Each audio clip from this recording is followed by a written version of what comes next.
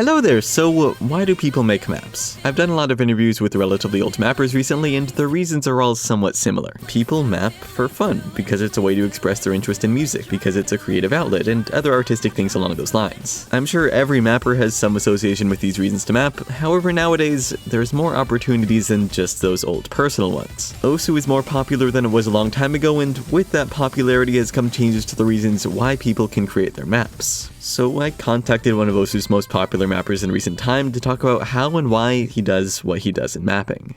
Well, I'm Sotarks. I'm a game designer student in real life, and I'm also a mapper on Osu. I'm mostly known for my loads of maps that gave a lot of PP to the community, and I'm also known for having lots of Fana maps ranked, but I guess the 1-2 meme is way too strong nowadays and people mostly know me for that. More specifically, I contacted Sotarks because I know that, along with all the old fun/artistic reasons behind making maps, he works as a mapper in ways that you would have practically never seen 5 or so years ago. One of these ways is what you'd expect and what he already mentioned. PP. Mapping with performance points in mind needs no detailed introduction. It's become a common trait for map design since mappers became aware of it around 2014 and 2015, after which it's become one of the main motivators for tons of mappers thanks to the play count heights and player attention that comes with it. Lots of people think PP map is just a map that has overspaced 1-2 jumps, but it's not actually true. An actual PP map is a map that gives easy, overweight PP by having comfortable and smooth gameplay with no parts that are harder than they are meant to be. The easiest way to have a great PP map is also to have a great song to have PP potential, like perfect BPM, perfect rhythms, so it can be mapped in the PP way. And also there's a lot of different kind of PP maps for what kind of player you aim. And then Sotarks detailed the slight variations in mapping he uses to create ideal PP situations for different BPMs. In summary, it's basically a matter of focusing on half-beat rhythms, minimizing 1/4 beat rhythms, and using jumps with sharp angles between about 30 and 60 degrees. Given PP has been relevant for a while now, it's no wonder that mappers have effectively defined what works best when it comes to mapping in ways that reward players. But if this way of mapping is identifiable and so many people say it has detriments to the mapping and playing scenes on Osu, why not, disallow them? Just cut them off, forbid PP maps through the ranking criteria. There's even a precedent for it, so it wouldn't be that outrageous, though there's a difference between a map reaching a certain ranked score and a map giving a certain amount of PP. The second of those is closer to a mapping style that just expresses music, and the ranking criteria has no right to control it. Yeah, but what is PP? It's like every map gives PP anyways. I don't think something can happen because it's like telling someone to not map like this because this is bad. This is not how the ranking criteria works. If your map fits the ranking criteria and if it fits the song, there's not so much that you can do to stop the map to get pushed to the ranking section. Well, some BNs disagree with that kind of mapping, but it's pretty subjective since it's like a personal opinion about not liking a mapper style, but there's nothing wrong with it since it doesn't break any rules. You have some songs that are made to have a PP map, and if it's expressed well, then yeah, that's what we call a good PP map.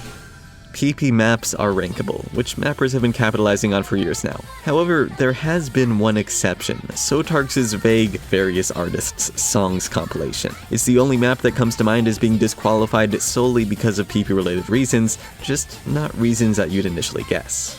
Well, my songs compilation got disqualified because it went really too far with the PP abuse. Not because of the mapping, but because of showing to everyone that the map is clearly made for the PP abuse sake. Like, the previous title was Ultimate PP Compilation, and the storyboard had like PP particles every time 1-2 jumps appeared. So I changed the title and the particles, and it could get ranked. I really do think the PP system is really broken because I actually know how to break it, and I already had the discussion with Peppy at Osu event, and it's pretty hard to have a balanced PP system because there will always be a meta and always a way to break it.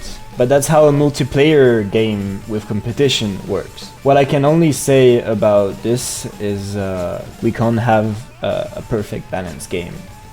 That is, unless the math behind PP calculation changes frequently, but that's a can of worms I'd rather not open here. Back to the main point, PP is one of the newer main motivations behind map creation. Along with that, Sotarks is one of the few mappers who's grown popular enough alongside Osu's growth to have further external outlets for mapping, like mapping live streams and mapping commissions. I mainly stream mapping, but when I'm mapping I really like to interact with my chat and explaining my whole process with actual map I'm creating. Mostly I'm like telling, okay, I'm gonna put this rhythm there with this spacing because the voice is intense here or the guitar is intense, and like if it was someone who mods my map and I have to explain it, basically.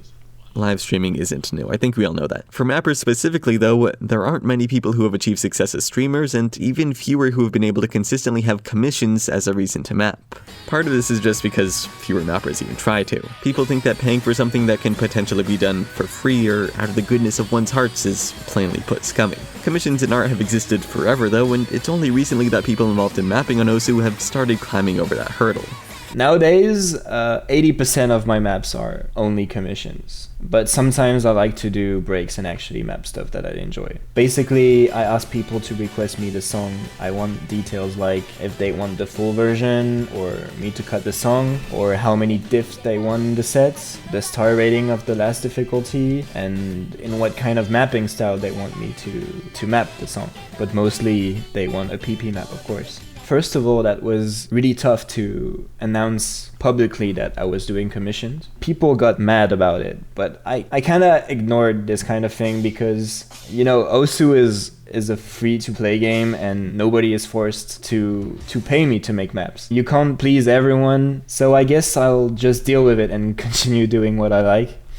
So PP, entertainment through streaming, and commissions, all reasons to map that are relatively new for Osu as a whole, at least over the past few years. I don't want this video to come across as Sotarks is a guy who makes maps for purely external reasons though, sorry if it's coming across like that. Despite being popular for all the silly PP and entertainment stuff he does, Sotarks is still a proper mapper in the same vein as anyone else I've interviewed, meaning he has his own views on how maps are ideally made. I do, because sometimes, I really get pissed off, mapping PP maps. I actually want to do stuff that I really enjoy. So sometimes I, take break and map stuff for myself that I enjoy, but most of the time, these maps, they don't get as much as plays that the other ones. Well, that's normal. I mean, even myself, I don't enjoy playing PP maps because I don't enjoy the game by ranking up. For me, when a mapper manages to reflect perfectly the song into an enjoyable map, then it's a really good map. Example, my favorite maps: Unknown X Known by Lassa, Flashback by Okoratu, and Magical Mixer by Anishina Kodoku. The cool thing about Unknown X Known is I really like the streams in there because they really fit the song. They decrease and then increase, and then it really plays really good because it fits the song. And also Flashback because, well, I love everything about this map because I love Oko. But this map is I like the weird slider shapes. I like the flow that he used, the slider velocity changes, the rhythm that perfectly fits the song, and yeah, basically. A map is good when it perfectly fits the song, and that's of course based around an individual's interpretation. While I can't fully understand what Sotarks likes about his favorite maps that isn't just present in other maps, I can see how Sotarks' mapping relates to that viewpoint. It's not really about the nuance of mapping techniques or how a map compares to other maps with innovations or whatever, it's more about just personal feeling, which is a take on mapping that seems to be getting more of a focus from modern mappers. I want to show that you can make good and enjoyable and smooth map without caring mainly on visuals. I inspired myself a lot from mappers like Oko or Undead Capulet for visuals. Yeah, because I don't think about visuals as well because I'm not focusing on visuals. I focus more about playability. So that's why I inspire my visuals from them. But I know people disagree with it and focus way more on visuals rather than playability. It can. There's a lot of people who can make really good maps, playability-wise, and also nice structured maps. I totally agree with that, but I don't really like over-structured maps. Like when everything is structured, visuals for... I don't know how to say it. Visuals for making visuals, make blankets everywhere and triangles and X-grid, or... I really don't like it.